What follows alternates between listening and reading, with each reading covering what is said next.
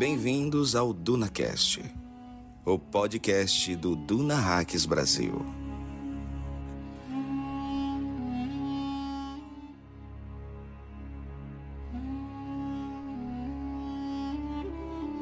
Filhos de Duna é o terceiro livro da série de ficção científica Duna, escrito por Frank Herbert, e continua a saga após a abdicação de Paul Atreides e seu desaparecimento no deserto. A trama foca nos gêmeos, Leto II e Ganima, herdeiros de Paul, que enfrentam conspirações e ameaças ao seu poder em Arrakis, enquanto a irmã de Paul, Alia, governa como regente.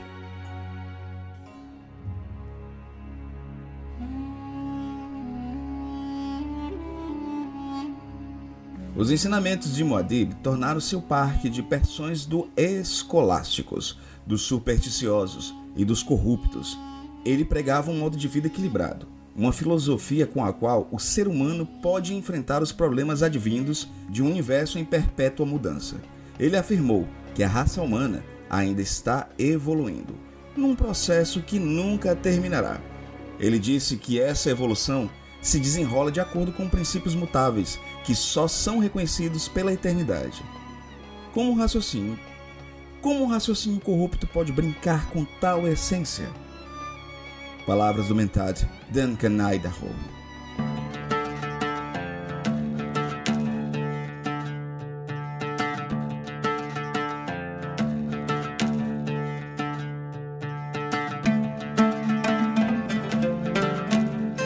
Saudações, Framing! Aqui, Pascoal Naíbe. E aqui, Hildon Oliver. Não há final real, há apenas o lugar onde você para a história. E aqui, Sora. Lendo esse livro, eu só consegui pensar: essa família é muito unida e também muito ouriçada. Eu só não vou botar a música porque eu tô sofrendo tanto com o direito autoral. Deixa o meu cover que eu acho que o Spotify não pega. Vou pegar um instrumental pra ficar no fundo aí.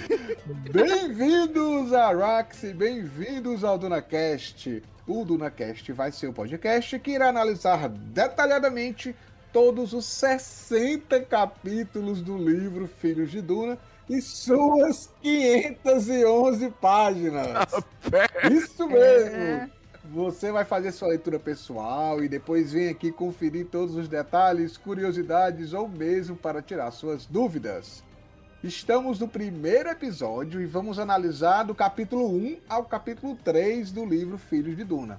Você já deve saber e ter ouvido nos episódios anteriores do DunaCast que os livros escritos por Frank Herbert não têm uma preparação dos capítulos por numeração, tipo capítulo 1, 2, 3 em diante. Ele separa os capítulos por excertos, citações iniciais. Esses excertos, citações, você sempre vai escutar nas aberturas do nosso podcast com a voz aveludada e sexy de Hildon Oliver. Eu odeio direitos autorais, até ter a minha própria obra. Sendo assim, cada capítulo tem um excerto diferente. Mas para facilitar a vida dos nossos ouvintes, criamos um roteiro numerado com os 60 excertos do livro. Assim, cada episódio do DunaCast será referente a alguns capítulos do livro. Para quem acompanha lendo o livro Capa Dura da editora Aleph, este episódio analisará da página 15 à página 34. Mais um episódio e, obviamente, para essa análise ser completa, preciso dos meus convidados especiais. Essa missão no planeta deserto necessita de guerreiros. E Muad'Dib é quem convoca. Longa vida aos guerreiros! Long live the fighters!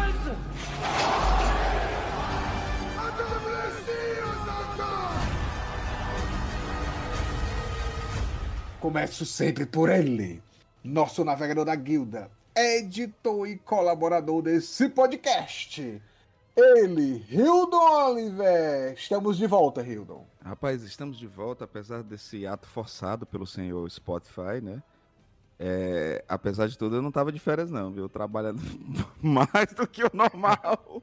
Mas em breve, tudo estará de volta, tudo estará organizado. Porque a Skynet tentou nos vencer, mas ela não irá nos vencer. Ô, O Jihad, a gente está aqui no Jihad Bluteriano para Tá destruir essa... difícil. E o problema é que a Jihad quer destruir, eu tô só com a chave de fenda. E Hildon, para Opa. completar o nosso time, ela, novamente conosco. Ela que participou do primeiro DunaCast do livro Duna. Do primeiro episódio do DunaCast do livro Messias de Duna. E, obviamente, Do retorno da primeira temporada. está no primeiro episódio do DunaCast do livro Filhos de Duna. Sora, do Central Pandora. Que honra, Sora. Fizemos Que ela honra. ler só 10 capítulos de uma lapada só. É toda minha de estar aqui com vocês nesse episódio tão especial. E, gente, ó, o Pascoal tava me contando aqui da situação do podcast, ó. Se vocês quiserem iniciar o Jihad Butleriano, contem comigo. Vocês têm meu apoio. Eu vou lutar também contra essas máquinas, porque elas também aterrorizam a gente lá no YouTube. Sofre um cadinho também por lá, né, Sora? Ô, cadinha Gente, é eufemismo. Eu fico imaginando vocês, cara, porque vocês usam muita obra de estúdio, né? Deve ser um caos. É não, complicado. São muitos aparatos. Então, ó, quem, claro, vocês não conhecem, pelo amor de Deus, vão lá no YouTube. Tem no Instagram, tem no Twitter, mas vão no canal do YouTube, assista Central Pandora. Tudo sobre ficção científica de primeira qualidade. O Hiro sempre fala que ela sempre diz o quê, Hiro? Predador, Juiz Dredd, Alien, os raízes, né? Claro, mas ela pega todo um tema geral da ficção científica. Eu tava Ela elogiando. e o esforço aqui, dela, né? Eu tava elogiando a Sora e o seu digníssimo. Que. Diga o nome aí deles, só, É, a gente acaba falando. Desculpa, Sora. Luke Matheus. Pronto. Cara, ele me arrumou uma série do Robocop. Eu acho que é sueca, né, Sora? Peraí que eu vou... É de qual país aquela série do Robocop? É. Canadense. Canadense. Bicho, eu adoro Robocop, gente. Eu assisti o Robocop 2 no cinema. No tempo que o Brasil permitia que uma criança de 12 anos entrasse no cinema pra assistir um filme. A gente assistia a banheira do Gugu. Então, É verdade. Então, assim, cara, bicho, sessão da tarde, bicho, passava o Robocop. Primeira vez que eu assisti o Robocop na sessão da tarde, tinha ainda a cena lá do cara derretendo, né? Então eu adoro o Robocop, adoro o universo. Passo o pano pro Robocop 3, aquela série horrível que passava na Globo, também adorava. Mas eu não fazia ideia. Aí veio o Central Pandora e me tira essa série canadense do nada. Sigam o Central Pandora, vejam lá os vídeos que vocês vão perder. É muito bom, e vocês vão ver isso aqui no decorrer do papo com a Sora, falando um pouquinho sobre Filhos de Duna. Mas, feitas as devidas apresentações, vamos pôr a mão na massa de especiaria. Precisamos seguir adiante porque temos muita coisa para conversar sobre esses capítulos iniciais. Capítulo 1, capítulo 2 e capítulo 3. Porém, antes de iniciarmos a análise, vamos fazer uma breve recapitulação do livro Messias de Duna, pois nossa história atual depende desse final.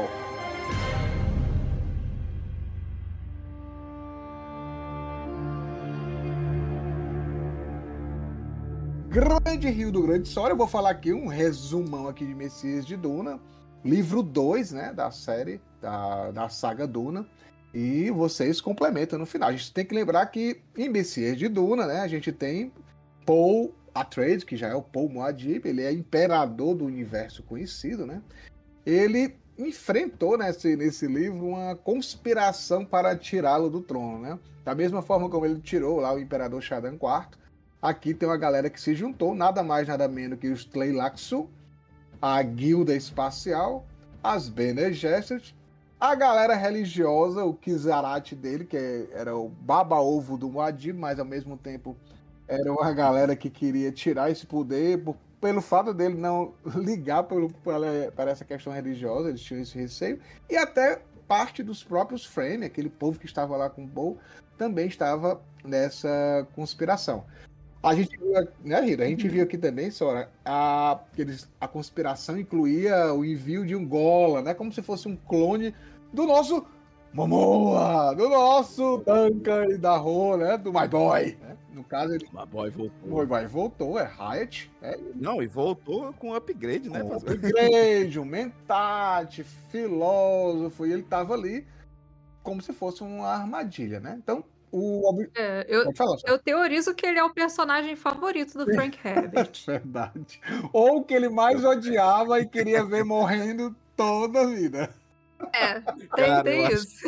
Eu acho que é mais odiado, viu? Porque o pobre do Duncan. O Duncan. Vocês vão saber. O Duncan está aqui no terceiro livro, né? E aí, no caso, a conspiração na Eva, eles queriam quebrar a mente do Paul, né? Porque o Paul é o cara que via tudo, era presciente. E ele queria tirar o Paul do trono, mas aí não é simplesmente matar, porque matar ia deixar lá o Marte, a figura mítica. Eles queriam destruir isso, né? E, em consequência disso, a gente teve Shani, grande Jedi, vai voltar de novo, morrendo, né, no final do livro. Foi uma das partes mais tristes, porque ela morre sozinha. O povo não pode nem ficar ao lado dela na morte. Quando ela tem os gêmeos, né, a Ganima e o Leto, ela morre durante o parto. Nada parecido com os gêmeos aí também, que morreu durante o parto lá de Star Wars, Leto e Leia, mas tudo bem. Tio Jorge Lucas! Copia só não faz igual. Apenas coincidências. Apenas coincidência, é. Copia E aí, só não faz igual. Não faz igual. A gente ama Star Wars, mas tem que tirar a onda, claro. Mas aí nasceu dois filhos prescientes, né? A mesma habilidade que a Alia, né? Com todas as memórias genéticas anteriores, crianças que já têm toda uma capacidade de fazer as coisas.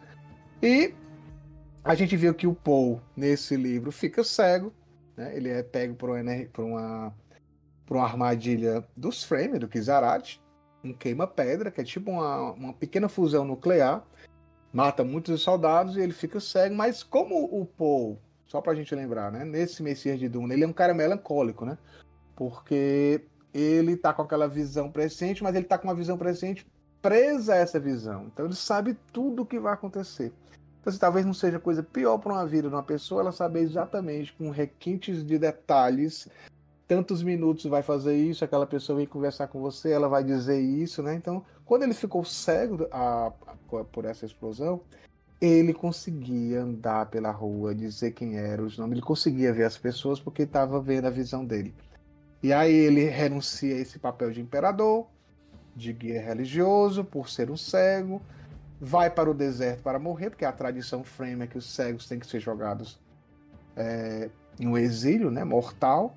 E aí essa saída era tipo um ato final de humildade dele, de arrependimento, de liberdade, e para ver se essa imagem dele fica mais fragilizada e esse culto à sua figura não aconteça mais, né?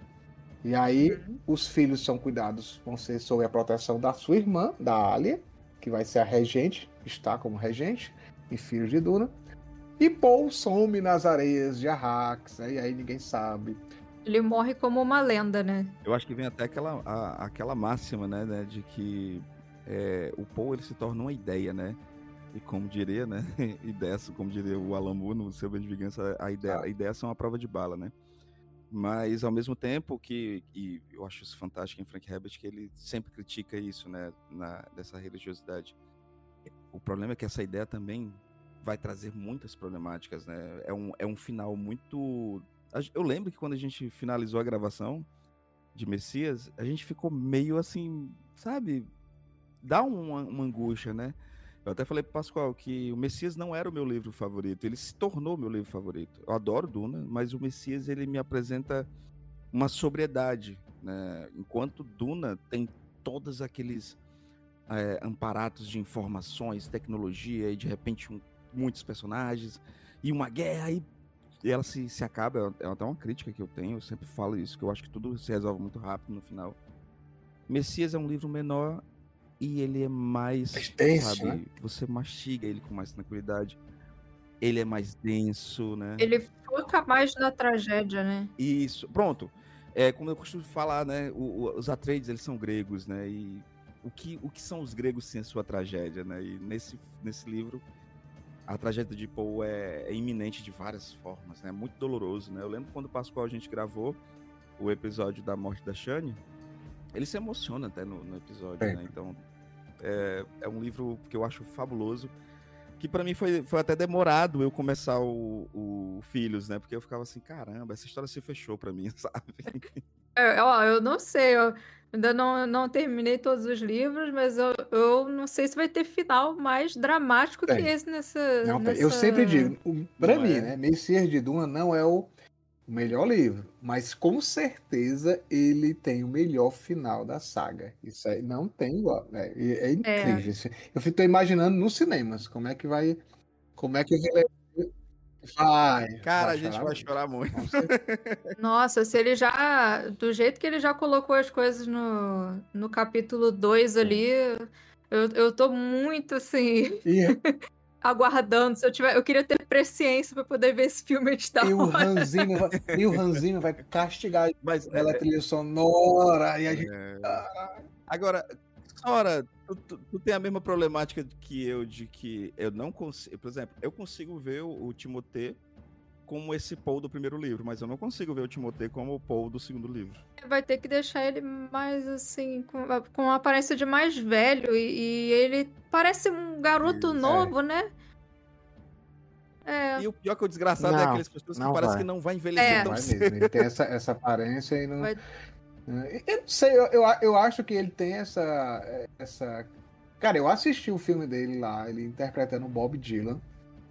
Tem horas que eu não sei se era uma gravação mesmo do Bob Dylan ou se era o Timothée. Cara, ele consegue entregar. Então, assim, eu acho que cada vez mais ele tá conseguindo isso. E o Villeneuve sabe dirigir, gente. Não tem igual. Ele pega as pessoas e consegue tirar o máximo delas, assim. Então eu tô tranquilo com relação a isso. Eu me emocionei. Olha, quando o Timothée, em Duna Parte 2, faz aquele discurso pros Fremen, se eu tivesse com a minha adaga Cris, eu já tava saindo na rua pra seguir ele. Porque ele me convenceu, entendeu? Assim, ele mudou a perspectiva, a atitude dele, a forma de agir, totalmente diferente. Como ator, eu não tenho nada a criticar, porque ele é excelente, assim. Foi uma escolha precisa. Eu falo fisicamente, assim, sabe? Eu tenho Sim. dificuldade de ver ele como Mas, esse Paul cansado, né? Mas Nada que um bom trabalho de maquiagem e caracterização não faça, né? O Villeneuve, ele fez ele me mostrou que o Dave Bautista era um baita de um ator do Blade Runner, né? E continua mesmo o Raban sendo exagerado, que tem que ser, né? Mais exagerado. Mas. Eu tô até assim, porque eu adoro o Momoa, né? Mas aí o Momoa ele vai precisar ter uma carreira maior agora. Eu não sei se o Momoa tem. Ele vai conseguir, ele vai falar as palavras certas. Ele vai dizer, my boy, chegando lá como o Hart, né? A primeira coisa que ele vai falar pro povo. Mas, finalizada a nossa recapitulação de Messias de Duna, precisamos passar para o nosso quadro semanal de informações sobre o universo de Duna, Notícias do Império.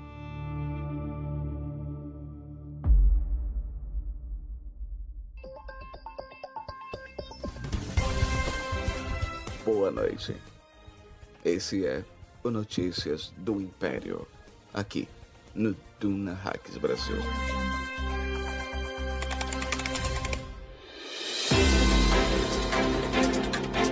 Grande Rio do Sora. Notícias do Império hoje vai ser mais enxuto, né? Porque a gente tem muita coisa para conversar ainda sobre Duna. Só para falar que nesse nosso retorno, nós ainda continuamos bem, graças a Deus, né? Estamos bem no Spotify. 3.635 seguidores somente no Spotify, viu, Rio? Então, computando assim a galera no geral, a gente tem 4 mil e poucos, 4.300 seguidores. E é legal assim, porque a galera, normalmente, não só no YouTube, como no próprio Spotify, o pessoal esquece de seguir, né? Às vezes ouve, mas esquece de seguir, de comentar, né? Tem muito isso. Tem muito galera... isso, né? Você vê, às vezes você tem uma caralhada de visualizações e, porra, e cada ninguém comenta. Isso aqui. Ninguém Tem gente comenta. que às vezes tá lá toda semana quando Não sai o é. episódio, mas não lembra de seguir, né? De seguir, né? Às vezes o comentário fica até calado porque tem gente que tem preguiça mesmo, ou então tem gente que não gosta, né? Porque a internet é complicado, né? Você diz assim, eu adorei, aí já vem um comentário, adorou por quê? Mas o seguir a galera esquece, então sigam. E mandem comentários lá no Spotify. Comentários como esse aqui do Michel, que ele falou: Olá, Pascoal e Hildon. Conheci o podcast há alguns meses. Estou acompanhando o livro Duna e vi os vídeos da série. Como ainda não saiu o episódio novo, voltei para o primeiro vídeo, que é uma entrevista com o editor da Aleph, o Adriano, né? Que topa, surpresa, spoilers, pode ser que volte. Meu, que evolução que teve, hein? O conteúdo já foi maravilhoso, mas a edição melhorou muito. Parabéns ao Hildon. Lancem mais episódios, por favor, senão eu vou ficar com abstinência. Abraço. E aí o Migliorini, espero que eu esteja falando certo. Migliorini, porque vários antigos episódios sumiram, não consigo achar o capítulo 1. Ele já voltou, viu? Pra galera, todos os capítulos de Duna voltaram. Só não está agora o 34 nessa semana, mas vai voltar. Talvez quando você esteja... Se estava ouvindo, talvez já tenha voltado. O 34... Gente, para explicar um pouquinho, né? O nosso hiato foi porque, como a gente fazia um podcast de Duna, né? Fazia todo sentido a gente utilizar algumas músicas. E olha que eu nem utilizava, tipo, absurdamente, né? Utilizar as músicas do Zimmer, né, cara? Que fazia todo sentido pra gente. Só que aconteceu uma problemática, né? O Spotify começou a derrubar por direitos autorais. E, óbvio, a gente tem que se adequar mesmo. Então, a gente tá vendo... Eu como editor, né? O Pascoal diz assim, não, a gente tá aí, mas eu tô nessa força-tarefa, porque todos os episódios eu tô refazendo, refiz a abertura. Então, infelizmente, eu sei que muita gente tava acostumado, né? Às músicas do filme. Infelizmente, a gente não vai estar podendo mais usar para não ter mais essas dores de cabeça. Então, eu tô utilizando sempre músicas de no copyright, né? Tentando... Cara, vocês não sabem o que eu tive que fazer para buscar uma música no copyright que lembrasse alguma coisa, sabe? Então, até porque eu não vou botar também qualquer música, para mim tinha que fazer sentido, né? O perfeccionista aqui em mim não me permite botar qualquer coisa, sabe? Então, é isso. Aí o Rio tá nesse trabalho aí, Hércules, mas tá dando certo, a gente tá voltando aqui aos poucos e colocando todos os episódios. Agradecer a galera que são os nossos apoiadores, que estão firmes com a gente mesmo com esses meses parados. Ó, Hildo, obrigado. Lá no Catarse, quem quiser apoiar a gente tem a plataforma no Catarse, para poder dar esse apoio, né? E lá a gente continua com o grande Rogério Acioli, né? Há 30 meses apoiando o DunaCast. O Hudson Pacheco, há 28 meses apoiando o DunaCast. O Fernando Calvão, 17 meses apoiando. O Antônio Chaves, 21 meses apoiando. Temos o Fernando Sarmento, que é o nosso... É o nosso cara lá, nosso Krizat Haderach de apoio. Ele está 35 meses apoiando o nosso podcast. A Júlia está apoiando há 20 meses.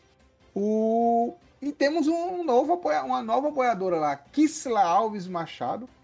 Começou a apoiar agora lá o DunaCast. E, obviamente, Hildo, a gente tem o nosso apoio pelo Pix. Se você não quiser ir lá no Catarse, acha chato, ou acha que é mais burocrático, como é que faz para o nosso Pix? O Pix, que é a melhor forma de você ajudar o DunaCast a continuar, né? No Pix direto. Inclusive, eu sempre agradeço a nossa querida Beatriz, que paga o ano. Ela bem necessária, ela paga logo o ano. Inclusive, a Beatriz, se vocês quiserem entender mais sobre os caminhos da dublagem, a Beatriz tá com uma promoção bem legal do audiobook dela. Contextualiza quem é a Beatriz. Quem é a Beatriz, quem ela dupla voz? A Beatriz Villa, ela é só dubladora da Freya, do God of War, né? E de vários outros personagens. E se você quiser entrar nesse mundo da dublagem, entra lá em contato com a Beatriz, porque ela tá com esse audiobook bem interessante, bem bacana também, viu? Então eu quero agradecer. E se você quiser participar, né? Quer dizer, quiser apoiar o nosso trabalho, que a gente tá dando trabalho, mas vai dar tudo certo. Você pode mandar o Pix direto pro nosso e-mail, que, né? A nossa chave Pix é o nosso e-mail, que é dunacast@gmail.com. Dunacast, não tem erro. Dunacast@gmail.com. Já ajuda direto, já vem direto.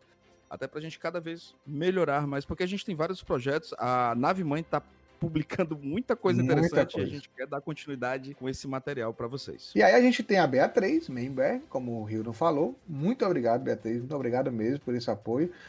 O Wellington Cedran Vital, todo mês ali no Pix, tá ali até antecipando sempre tá ali, o Wellington, muito obrigado.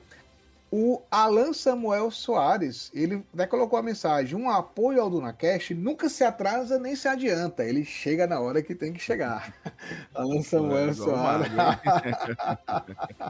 Excelente, excelente E referência. também o Marcos Edson Rocha Mota também apoiou a gente esse mês. Então, sigam aqui pra gente continuar, né? Pra gente colocar esse podcast cada vez mais, com várias análises, porque agora a Nave Mãe finalmente ampliou aí pro Brian Herbert, o universo expandido de Duna, e ela já começou com Irmandade de Duna, obviamente porque saiu aquela série da HBO, né, Duna Profecia, que é baseada nesse livro, a Nave Mãe já colocou, e como ela coloca a Irmandade de Duna, aquilo ali é o começo de uma trilogia. Então nós já temos 3 livros garantidos aqui, e recentemente ela lança a Casa Trades, que é de outra trilogia. Então a gente já tem garantido 6 livros aí do Brian Herbert para analisar, 6 livros de 30 e poucos dele, mas a gente chega lá. A Nave Mãe chega lá e aos pouquinhos ela vai colocando tudo isso. Mas vamos então para a análise dos 3 capítulos do livro Filhos de Duna.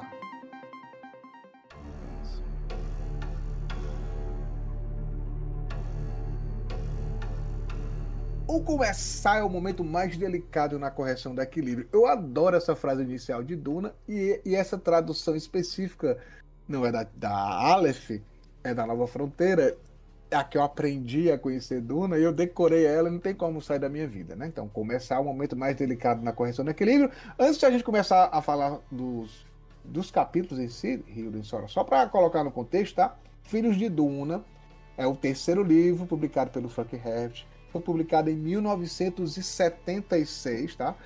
Aí ele teve um hiatus interessante, porque o Messias de Duna, o 2º livro, foi em 69. E aí em 76 é lançado o Filhos de Duna, é o 3º da saga. Ele foi publicado pela editora Putnam, lá nos Estados Unidos.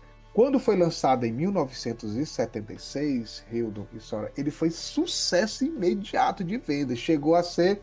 Ele foi o primeiro livro de ficção científica a alcançar o primeiro lugar na lista do best-seller da New York Times. Primeiro livro. E Duna, nem Duna conseguiu isso. O Filhos de Duna, exatamente. O livro de Duna, Filhos de Duna, conseguiu esse feito, né? E aí consolidou o Frank Herbert como o maior dos escritores. Na imprensa, né? Como é que foi visto esse novo livro dele, né? Exaltaram, né, a profundidade filosófica e política do livro. Eles ficaram mais felizes, Sora, porque assim, o Messias de Duna foi odiado, porque matou o Paul, né? Então, gente, você matou o cara que todo mundo aprendeu a amar, e era um livro mais introspectivo, né? E aí não gostaram daquele tom sombrio, introspectivo do Messias de Duna, mas gostaram de Filho de Dunas porque ele lembra a mesma estrutura de Duna, né? Mais pessoas participando ali das atividades, do enredo, mais tempo de personagens, houve a expansão do universo político e ecológico, mais questões místicas e religiosas e, obviamente, a aparição dos gêmeos Leto e Ganima, especialmente o Leto II, né? Que vai ser uma das situações mais interessantes, que ele vai ter várias surpresas no decorrer do livro. E essa jornada do Leto II fascinou e dividiu os leitores, né? Vai se tornar uma figura central na mitologia da série. E aí, grande Hildon, grande Sora, a gente passa para o capítulo 1. Hildon Oliver. Capítulo 1, que a gente, claro, inicia rapidamente, falando aqui sobre esses excertos do grande, do Momoa. O excerto é dele. My boy fala que ele acha, ele tem ódio. Cara, imaginar o Momoa como mentate vai ser difícil, mas tudo bem. Ele fala que ele tem ódio, porque ele diz que os ensinamentos, né, o que o Muad'Dib pregava, se tornou superstição, se tornou... Os corruptos se apropriaram dessas palavras, parque de diversões das superstições, dos escolásticos, da corrupção. E ele diz: o Muad'Dib apenas pediu uma vida equilibrada, né? Para que o ser humano pudesse enfrentar os problemas quando esse universo está em eterna mudança, né? Então eu preciso sempre ter a resiliência, né? De como vai reagir diante de novos problemas. E aqui o Mentat Danka Idaho diz que a galera colocou isso como coisa baixa, básica, né? E aí ele fala assim, ele disse que essa evolução se desenrola de acordo com princípios mutáveis, que só são conhecidos pela eternidade. Então, o Rio do Sora, a gente começa aqui falando que parece que o povo não aprende, né? O Paul se sacrifica, morre lá no deserto, e a galera ainda tá pegando as palavras dele, desvirtuando e colocando para pedir dízimos a mais, assim, né? Em relação à vida das outras pessoas. Olha aí, quem diria que isso ia acontecer, né? Isso não acontece hoje em dia. Isso não acontece. O Hildo até citou uma frase muito boa do V de Vingança, né, no início do podcast, falando que as ideias elas são a prova de balas, né? Mas esse início me faz pensar sobre como as ideias elas também têm a desvantagem de não conseguirem falar por si só. As pessoas Exatamente. pegam, desvirtuam, né? Começam a se aproveitar daquilo. Quando você vê uma ideia que ela tinha uma intenção boa, acaba virando bagunça. E Bagunça, vira mesmo. fanatismo, Como morte. como a senhora falou, né? A ideia ela não se manifesta, né? Ela não se contextualiza, né? Ela não fala, não, peraí, isso tá maluquice, né? Então o próprio Jesus sofre bastante com isso, né? Que todos os seus ideais de amor ao próximo foram completamente deturpados, né? Sim. Total. Várias figuras religiosas, né? A gente tem os extremismos religiosos, não só no cristianismo, né? Da mesma forma que tem as pessoas. Aí você achava que com o Paul não seria igual. Né? O povo tá aí mostrando uma tradição, que era o que o Frank Herbert realmente queria mostrar, né? Esse perigo de você divinizar um herói. Antes do seu Alan Moore dizendo que era perigoso a gente estar ali admirando os heróis, né? Indo ao cinema, idolatrando. Frank Herbert, em 1963, ele fez o livro, né? Em 65 que ele lança. Ele já falava desse perigo de pessoas com superpoderes serem colocadas num pedestal muito alto e a partir daí ele poder querer fazer o que ele bem entende sobre o restante das pessoas, né? E as decisões elas podem ser fatais e elas podem matar milhões, bilhões, né? E nós também vemos isso hoje em dia, né? A política mundial, né? toda essa situação de que líderes despreparados ou que apenas querem se aproveitar do seu cargo e do apoio que tem, às vezes até mesmo religioso, para fazer o que bem entende e ver as pessoas sofrendo e morrendo aí em várias guerras que a gente acompanha hoje em dia. Não, o próprio... Tem uma entrevista do Frank, né, Pascoal, que você deve saber melhor até do que eu, mas ele fala justamente sobre líderes que sentem que estão certos, né? Ele até fala sobre nunca confiar nesses líderes que acham que eles estão com certeza do lado deles, né? E também ele fala sobre o lance desses líderes que possuem o carisma atrativo das massas, né? Não confia, né? E o mais legal é que o Paul ele se utilizou desse carisma e desse atrativo, ao mesmo tempo que em Messias você vê que ele queria se desvencilhar desse carisma, né? Mas já era um momento muito difícil, né? Ele já não tinha como fazer, né? E... Sim. Já tinha se tornado algo maior do que ele. Exatamente. Então, assim, ele e o Frank Herbert, ele até fala sobre como esses líderes carismáticos, eles acabam por atrair os corruptos, né? Que deturpam os ideais e as ideias dele. Então, tava tudo mapeado, né? De que quando a gente fosse entrar nessa jornada após o adeus, né, de Paul, o local não estaria muito bom, né? Não seria um mar de rosas. Paul não deixou. Ele pavimentou o império dele em sangue, em morte, né? Não seria tão simples. Não é uma herança legal, né? Pra quem fosse pegar, não é legal. E é interessante. Pode falar, Sora. No Messias de Duna, a gente vê, né, que por mais que ele tentasse lutar contra esse legado de violência que se criou em cima da figura dele, ele não consegue, não importa o que ele faça, continua o fanatismo, continua pessoas pegando ali a imagem dele de poder e usando em prol das ideias delas mesmas, né? E no fim ele só percebeu que realmente não tinha o que E o fazer. legal desse primeiro capítulo, só para contextualizar, né, a galera que tá ouvindo, esse primeiro capítulo é muito interessante porque a gente está em Arrax, em Duna. A gente está no Siete Tab, que é o Siete. A gente tá na mente do E Stilgar, a né? gente está com o Stilgar, né? O Stilgar lá. Esse livro ele começa 9 anos, os acontecimentos desse livro são 9 anos após a morte de Shani, né? Shani, quem gosta de falar assim, né? Shani. E a gente vê lá o Stilgar sendo o guardião. Lembrando que quem é a regente é a Alia, né? Mas assim, o Stilgar tá lá como cara, o vovozão, né? Porque ele já tá mais idoso, mas assim, um cara que tá ali responsável, né? E aí, Hilda e Sora, a gente meio que é surpreendido nesse capítulo, né? Porque aqui a gente vê que os gêmeos já estão com 9 anos de idade, os dois meninos, e ele está ali fazendo a ronda noturna de ver se o local onde os meninos estão é seguro.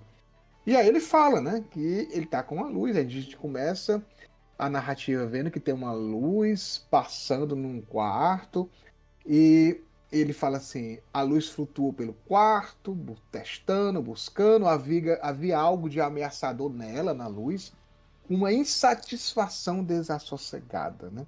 E aí a gente descobre que é o Stilgar, ele está utilizando um projetor, que era para poder ver se existia algum sensor de movimento além das crianças, dos meninos, do filho de Muad'Dib. Ele até fala que o projetor o deixava irritado, ainda que dependesse dele, porque era um sutil instrumento do Império, né? Um dispositivo para detectar a presença de grandes corpos vivos. E aí, Hilda e Sora, a gente vai começar a ver aqui uma certa insatisfação do Stilgar, porque quando ele fala um sutil instrumento do Império, ele próprio, né, Hildo, foi e é um sutil instrumento do Império. Ele estava lá no Jihad. Essa luz mexendo é muito esse inconsciente dentro dele dizendo, cara, eu fiz muita merda, eu me afastei das minhas origens, eu matei muita gente. E ele é vamos lá, é o Stilgar, né, cara? É um Naib, né, cara? Um cara que ele era pra defender toda a cultura Fremen, né? Então ele sente que os caminhos que foram colocados e que ele também colocou, porque ele até fala, né, Muad'Dib só existiu por conta de mim, né? O meu sangue corre também, né, nos filhos de Muad'Dib, né? E ao mesmo tempo ele se coloca nessa situação, será que a irmã dele correto, né? a irmã dele casou com Let Kynes. Com Let Kynes. Então, assim, aí ao mesmo tempo ele fica assim, caramba, será que eu fiz correto? Será que o caminho era esse? Porque rola, e será que eu não consigo resolver isso aqui? Simplesmente com a minha adaga? E dar um fim nisso tudo e tudo voltar ao que era antes, né? Vocês não se assustaram em você ter o Stilgar, que é sempre o cara que tá ali ao lado do Muad'Dib. Do pensamento dele cara, eu posso fazer uma coisa bem tranquila aqui, né? Esses filhos de Muad'Dib são de carne e sangue. 2 simples golpes de minha faca fariam o coração deles parar. E sua água retornará a trilho, né? Sempre se assustaram, não? Que babá é essa? Já teve uma babá assim? Cara, na verdade, assim, se a gente pensar no contexto ocidental que nós vivemos, sim. Mas complicado. Ele é um Fremen, né? E essas crianças também são Fremens. Então, e ele deixa bem claro no que ele fala. Em nenhum momento ele fala, eu pegaria a minha faca e degolaria, o sangue jorraria. Não. Ele fala, ele fala na ritualística, né? Pegaria minha adaga, Chris, e a água deles retornaria. Porque é isso, eles são Fremens. É tipo você querer que o povo sertanejo sofrido seja suave. A gente tá passando necessidade aqui da água. Não, de boa, tá tranquilo. Vamos comer um mandacaru que tá de boa. Não, é um povo sofrido mesmo. É um povo que a guerra e a dor e a morte fazem parte do seu dia a dia, né? Então, eu acho fantástico até a delicadeza do Frank Herbert em escrever algo tão ruim, sabe? De uma forma que não fica agressivo, né? Não, ele é interessante. Fica um pouquinho, né? Mas sim. E Sora, olha quem eu vou só falar aqui uma frase e tu complementa, Sora, com o que tu vai falar. Porque é interessante que ele fala assim: houve um tempo em que ele se sentiria orgulhoso de si mesmo como Frame, quando pensava que o deserto era seu amigo. Em seus pensamentos, chamando o planeta de Duna, e não de Arrax, né? E aqui mais na frente ele fala que é esse novo planeta que está praticamente com 50% sem deserto mais, que está a transformação ecológica que está acontecendo, ele não chama mais Duna, ele chama Arrax como invasor. Então ele se sente um invasor, ele não se sente mais... Aquele planeta não é amigo mais dele. É interessante, né, Sora? Tem até uma frase muito boa que ele fala nesse momento, né? Como as coisas são simples quando nossos Sim. messias não passam de sonhos. E eu acho que ele, nesse momento, ele tá, assim, numa situação que ele se tornou mesmo um instrumento do Império, só que eu sinto, pelo menos no Stilgar, um certo remorso. Ele não está ali porque ele queria estar ali. Ele está ali porque ele acha que ele consegue, de alguma forma, se redimir estando ali. Sim. Mas essa eu tô pensando redenção a mesma coisa. é uma coisa que tá nebulosa até para ele, né? Tanto que ele tá se questionando ali. Resolvo isso com a minha adaga agora? Espero. Ele tá... Se vocês lembrarem, Messias de Duna, ele virou um serviçal. Um burocrata. E ele tinha todos os contatos e ele assumiu esse manto de burocrata, esqueceu um pouco que era ser Frame. Então, o Paul ficava assim, pô, decepcionado com isso. O Paul queria ele Frame. Então, lá pela parte final do livro, né, o Paul dizia: lê isso aqui, cara. Olha, eu matei mais gente do que esses caras que tu vai ler aqui dessa história. Querendo que ele começasse a pensar de forma independente. E no final de Messias de Dunas é interessante que ele faz um pequeno ato de rebelião. Porque o Paul, né, ele fala assim, ele dá as orientações para ele: olha, eu quero isso. Uma das coisas é não mate a Reverenda Madre Morrian, né? A Gaius Morrian, que ela estava lá. Ele droga. Ele droga e mata, né? Ele mata a Reverenda Madre. Ele não perdoa. Então, ele já estava começando ali a rebelião interna dele de desobediência, né? É. Então isso é muito interessante. E ele fala isso aqui, porque ele diz que o deserto antigamente era amistoso para ele, e que agora não, né? Que agora e eu também acho, gente, que ele tá querendo ir para a questão mais, como a Sora falou a frase dele, mais básica, mais primordial, né? Eram muitas coisas que ele fala. Agora estava consciente de muitas coisas, da política, das profundas consequências, né? Mas ele fala assim, mas esse antigo núcleo, aquele Frame raiz, estava clamando por atenção. Estava instigando a retomar valores mais limpos, mais práticos, então... E aí Mais também puros, né? mais puros, mas às vezes também, sabe o que eu acho, Sora? É porque também, aí eu me lembro muito do Matrix e do Cypher, né? A ignorância é uma bênção também, né? Então, às vezes, você fazer aquele básico, seguir aquele trivial, não tem que tomar tantas decisões ou se envolver em tantas estratagemas, né? Tantas coisas assim à parte. Às vezes é melhor você fazer o simples, para não complicar. Eu acho que o que está assustando o Stiga foi toda essa complexidade. São esses dois meninos de 9 anos que ele fala que conseguem lembrar de tudo, são tão inteligentes como mais do que qualquer Frame, estão lá participando de orgias, estão participando de conselhos. Não, São dois cão, não. isso sim. E aí ele, cara, é muito assustador mesmo ele acompanhando tudo que ele viu do Muad'Dib. Deve ser um negócio muito estranho, né, o Sora e Hilda? Tá. Pensou ele dizer assim: rapaz, respeita que eu sou praticamente seu avô. Ele disse assim: a minha tia também mandou um abraço pro avô dela, né? E outra coisa que para ele é absurdo, que é também a questão da tradição dele, né, do que é ser Frame, que também tem isso, ele começa a perceber que tá se perdendo. Porque assim, olha cara, eu li isso aqui, você fica assim, os numerosos habitantes atuais não mantinham mais a rígida disciplina da água. Né? E por que deveriam, né? Porque 8 frames tinham sido vítimas de uma inundação e morrido afogados. Gente, esses frames morreram afogados. Né? Cara, Acho que o povo não sabe nadar, mas nunca nem viu tanta água. Isso aqui é loucura. E aí, nessa continuação, né? Que é interessante, ele fala de outra questão. Sim. A patroa Hilda História, a patroa Lady Jéssica, ela, que é o ponto ali que faz toda a história de Duna acontecer. Ela, nesses 12 anos lá depois de Duna, de Messias de Duna, ela não apareceu. Ela foi pra Cálada. Ela já não suportava a Hax, né? Mas vamos colocar o seguinte, tá? Compreensível também, né? Compreensível. Ela perdeu o amor da vida dela, né? Lá. Ela perdeu o neto.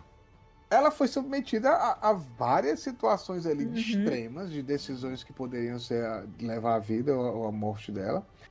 Então ela... E perdeu o filho, né? E perdeu o filho, porque o Paul também morreu. Eu diria que ela perdeu os 2 filhos, né? Porque o Paul, ele praticamente se tornou algo pertencente aos Fremen. Isso. E a Alia, ela foi obrigada a passar por um processo que mudou completamente tudo assim que viria pra ela no futuro. Não, Né? quando a gente para também pra pensar, né, Pascoal? A própria tutora dela, né? A mestra dela também foi pros caralho, né? Matou também Por toda a problemática que ela tem, a Jéssica sabe que assim, vocês estão matando Bene Gesserit aqui à torta direita, né? Exatamente. E aí é uma coisa que o próprio Stilgar fala, né? Porque é interessante que ele fala assim, será que ela está novamente? Porque a Lady Jéssica sempre fazia as coisas no início de Duna, mesmo lá com o Paul, ela pensava, será que eu devo falar pra Irmandade? Assim, a gente vai notar mais na frente algumas situações, né, para não dar spoiler, o que é essa ligação com a Irmandade, né? Como é que faz, o que é que acontece, por que tem essa... E aí eles não sabem se ela voltou de novo para a Irmandade, o que é que elas querem, o que é que ela quer lá voltando para lá. E aí ele até fala assim, né? Que ela é uma reverenda madre, né? Que são mulheres incisivas, perigosas. E aí ele fala assim, será que se a Jéssica lhe ordenasse o suicídio, porque a gente sabe que o Liet Kynes, lá em Duna, para poder conquistar o apoio dos Fremen, né, na parte ecológica, foi determinado uma pessoa para matá-lo, e quando o cara foi matar, ficou ouvindo lá ele falar e acreditou. Então, como ele já tinha desembanhado a Adaga Cris, e a Adaga Cris, quando é desembanhada, tem que ter sangue, ele cometeu o suicídio, mas preferiu deixar o sonho vivo. E aqui ele fala isso, né? Será que se ela pedisse para eu cometer suicídio, né? Será que eu obedeceria? Olha aí, o Stilgar aí dizendo, não sou mais. No final aqui é interessante que ele disse que eu sou apenas o serviçal, mas ele não tá mais com essa vontade toda de obedecer sempre, não, Hilda e Pro Sora. bem ou pro mal, agora ele está em dúvida sobre a posição dele ali. Acho que a Sora foi Exatamente. perfeita nessa colocação agora, porque o Stilgar, ele é o mais believer de todos, né? Ele foi o cara que acreditou desde o início, né? Quando ele percebeu que as coisas poderiam acontecer, e o filme até brinca muito com isso, né? Deixa ele mais believer ainda. Mas ele é o cara que acreditou, né? Em Paul, acreditou em quem ele era, se tornou o seu braço e tudo. Ele, inclusive, se dedicou a se sacrificar, né? Disse, não, eu vou morrer aqui por ele, né? Até o Paul falou assim, tia Ketá, macho, eu preciso de ti, né? E, de repente, o sonho dele, esse cara que era o da crença de tudo, ele deixou de acreditar um pouco. Exato. Ele parou pra pensar assim, tá valendo a pena eu acreditar tanto assim, sabe? Uhum. E ele tá naquela tradição Fremen porque ele fala que, inclusive, né, que a Irmandade está voltando, não se sabe. Porém, a Irmandade decreta que a Alia é uma abominação e ele fica perguntando, cara, será que esses meninos, né, vão seguir que caminho? Quem são essas pessoas, né? Quem são essas crianças, né? Qual tipo de atitude que os gêmeos eles vão seguir, né? Qual o caminho que eles vão seguir, que é o grande problema. E ele fala, né? que as feiticeiras, as Bene Gesserit, elas com certeza elas vão querer o esperma e os óvulos, né, desses gêmeos. Porque elas precisam ter isso para dar continuidade lá no plano maluco delas ainda de gerar um Kwisatz Haderach. Então é bem interessante essa questão. E aí, para mostrar o que vocês dois estão falando, desse novo estilo, cada vez mais insatisfeito com essa vida atual, com essa forma de ser controlado, ele fala, né? Era a religião de Muad'Dib que mais aborrecia o Stilgar. Porque tinham tornado Muad'Dib um deus. Por quê? Ele pergunta, né? Por que deificar um homem que se sabia ser de carne? É muito interessante ele falar isso, né? Então ele fala assim, com o governo e a religião ligados, ferir a lei virava pecado. Um cheiro de blasfêmia invadia o ar como fumaça sempre que havia algum questionamento de editos governamentais. A culpa da rebelião invocava o fogo do inferno e julgamento moralistas. Gente, tem coisa mais atual do que isso hoje em dia? Tipo assim, me sigam porque eu estou do lado de Deus, quem não for contra mim, tá contra Deus, não tá seguindo a Deus, é do demônio, é do Satanás. Cara, isso é muito atual. Assim, um negócio... Lá no primeiro Duna, o Frank Herbert, ele coloca meio que assim, galera, misturar governo e religião pode ser que dê ruim, pode ser que seja um problema. Aí nesse livro ele já tá falando assim, ó, misturamos governo e religião, e olha aí quantas pessoas morreram, toda aquela tragédia que vocês viram lá no Messias de Duna, e depois da tragédia que aconteceu, estão repetindo os mesmos erros. Exatamente. Né? Exatamente. E, cara... Tipo assim, galera, eu falei que ia dar merda, deu merda. Uhum.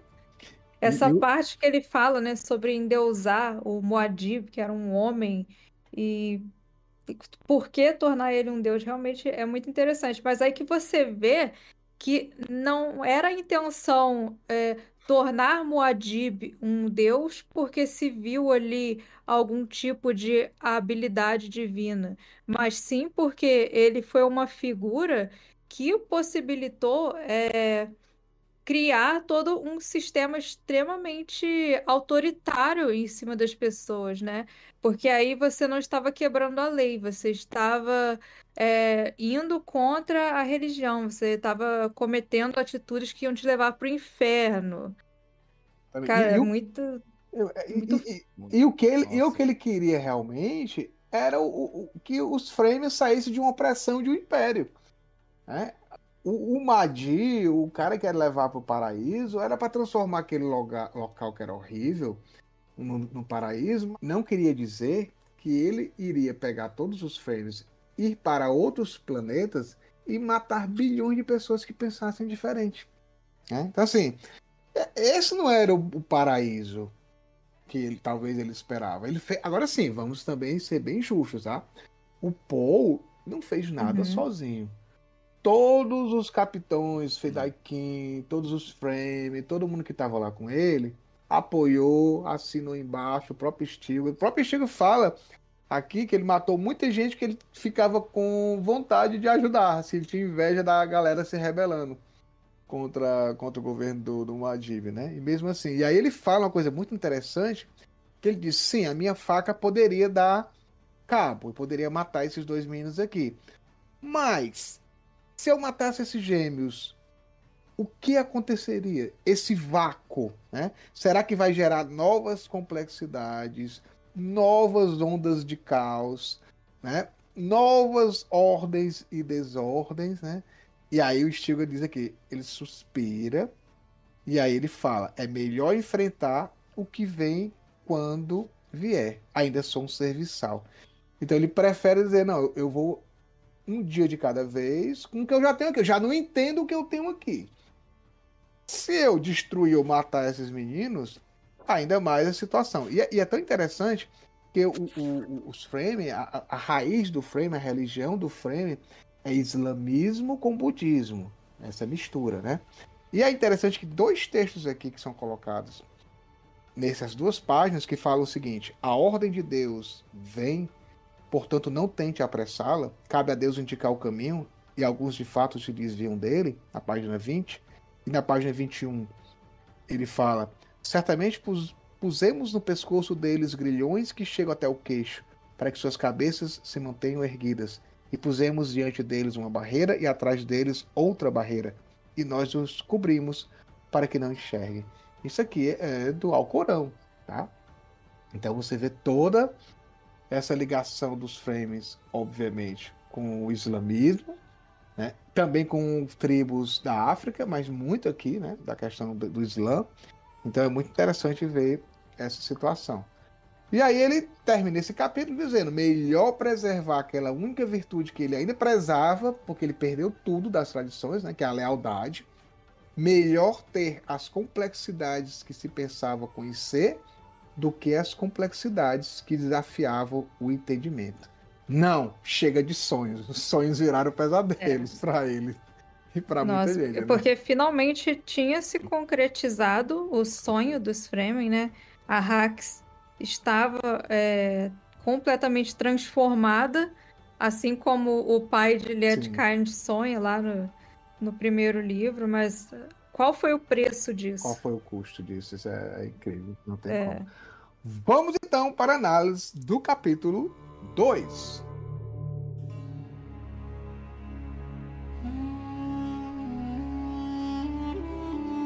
Desafio. Você viu o pregador? Resposta. Vi um verme de areia. Desafio. O que me diz desse verme de areia? Resposta. Ele nos dá o ar que respiramos. Desafio. Então por que destruímos a terra dele? Resposta. Porque Shai-Hulud, o verme da areia deificado, ordena que o façamos. Enigmas de Arrax. Por Hark al-Ada.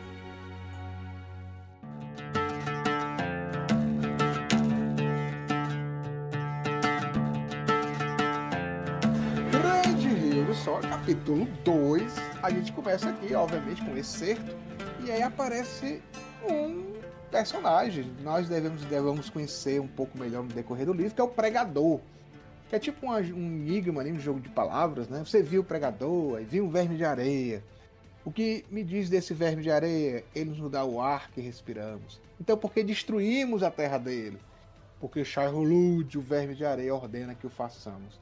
Aqui é um pouco um desafio, uma contradição que a gente viu aqui em Stilgar, né? Se existe o verme de areia, por que está sendo destruído? E destruído como, né? A partir do momento que eles aumentam a quantidade de terra verde, né? De plantas, diminui o deserto, né? Então o verme ele só sobrevive no deserto, ele não gosta de umidade, não gosta de água. E isso pode estar afetando. Então começa meio que com essa situação. O que é que nós estamos fazendo? Estamos fazendo certo ou errado? É para virar... Porque a grande pergunta é, o Mahdi veio para transformar em paraíso, mas na antiga religião Fremen, o Shai-Hulud também era uma adoração. Né? Eles adoravam o Shai-Hulud. E né? tem outra questão que não é mencionada no capítulo, mas que eu pensei também enquanto estava lendo, é que menos verme de areia, menos especiaria também, né? Exatamente. Que é o que move o Império, né? Então, será que a produção caiu? Será que a galera tá insatisfeita ainda por conta disso, né? Será que a regência de Alia é algo que as pessoas agradam, né? Porque a gente já viu um comentário no capítulo anterior do Stilgar falando um pouquinho da Alia, né? Que a Alia é uma abominação. Será que os meninos são uma abominação? Então, assim, parece que tá acontecendo alguma coisa com a Alia. E nesse capítulo 2, a gente conhece finalmente aqui os gêmeos, né? No capítulo anterior eles estavam dormindo. Agora eles se levantaram 1 hora antes do alvorecer. Estão ali comendo um mingauzinho simples com tâmaras e nozes misturadas num líquido extraído de especiaria. Deve ser uma coisa deliciosa. Não é o cafezinho Fremen, mas é algo delicioso. E é interessante porque aparece uma das personagens que eu mais gosto desse universo. Que é rara, gente. Esse capítulo aqui, vamos só contextualizar pra galera. É um capítulo em que aparece os gêmeos Leto e Ganima, né? Mas esse capítulo, a gente vai notar, está girando em torno da vinda de Lady Jéssica para Arrax. Um capítulo anterior, a gente já viu o Stilgar falando isso. Por que Lady Jéssica está voltando do exílio? E essas são as mesmas perguntas que Ganima e Leto estão fazendo aqui, estão conversando e estão fazendo, né? Por que ela saiu lá do alto exílio, Hildon? lá em Caladan, tomando sua cervejinha de especiaria nas lindas praias paradisíacas daquele planeta. Pra que voltar, né? Então a desconfiança deles ali é algo incrível. Assim, por que ela tá Mas- voltando? A gente sabe quando Jéssica entra em cena, alguma coisa ela tá aprontando, né? Alguma coisa ela tá aprontando. E Isso é- a gente sabe que os gêmeos são do cão, então eles já sabem, São. mesmo não Uhum. tendo convívio nenhum com a avó, eles já sabem, aí vem, aí tem coisa, São. hein? E a Hara, cara, porque assim, eles estão comendo e a Hara chega, né? E a Sarah observa. Cara, Que que eles personagem maravilhoso. Que a Hara, personagem né? maravilhoso. Cara, ela é uma pessoa que, pô, deve ser incrível de esse personagem. Era pra ter aparecido, assim, né? No filme. Porque ela é aquela pessoa que ela bate de frente. No primeiro Duna, ela batia de frente com a Jéssica. E ela amava a Alia. Ela brigava lá com os Fremen, defendendo a Alia. Né? E a Jéssica ficou até admirada no primeiro livro, que ela tinha muito amor pela Alia, né? Que não deixava que nada acontecesse. E ela, cara a cara com a Reverenda Madre, ela não tem medo. E aqui ela mostra, Hilda e Sora, a mesma situação, né? Porque o Leto e a Ganima se arrumaram de forma elegante, até mesmo luxuosa, diferente do modo como eles estão habitualmente acostumados de se vestir dentro do Set Table, né? Que é uma outra coisa interessante, Hilda e Sora, que a gente acabou, Sim. não, que foi o que a gente foi comentar. Eles não estão no palácio lá em Arrakina. Eles não estão vivendo lá no palácio como o Paul foi. O Paul foi viver lá no palácio. Os gêmeos estão sendo frame raiz. Eles estão no Siete. Eles estão lá. Eles são frame. Eles nasceram, né, dentro de toda a situação. Eles estão lá. Uhum. E aí a Hara, ela é muito astuta. E aí ela diz assim: vejo que vocês se vestiram em honra da sua avó, né? E aí o Leto, pra brincar com ela, fala: como não sabe quem é nossa própria honra? Aí ele, Hara, enfrentou o menino, né? E falou: meus olhos são tão azuis quanto os seus. Nossa. Foi quase E aí aqui no Ceará, tipo, meus ovos. É muito A bom, cara. Ganima riu alto, né? E ela fala, né, que a Hara era sempre hábil nesse jogo de desafios, né? E numa única sentença ela disse: não zombe de mim, menino. Você pode ser da realeza, mas nós dois carregamos o mesmo estigma, né? O mesmo estigma de vício de melange. Olhos sem a parte branca. Que frame precisa de mais elegância ou mais honra que essa? Aí o Leto, né, que ele é moleque piranha, ainda dá em cima da Hara, né? Ele já disse, se você for... A Hara é casada com o Stilgar, né? Vale lembrar que é uma das Muito esposas... moleque piranha, viu, bicho? Que fizeram. Ó, falar que quando eu vi assim, as descrições do Leto e da Ganima nesse livro, eu não consigo não pensar em um episódio da série clássica do Star Trek que tem um menino chamado Balok, que é tipo Caraca, como se sim. fosse um bebê com voz de adulto. Caramba. Eu imagino eles assim. Sim, perfeito. Cara, é estranho mesmo. São só as ideias do Flickhash, mas é estranho mesmo essa situação. Mas eu acho interessante, porque existe um detalhe aí sobre essa questão da vestimenta, né?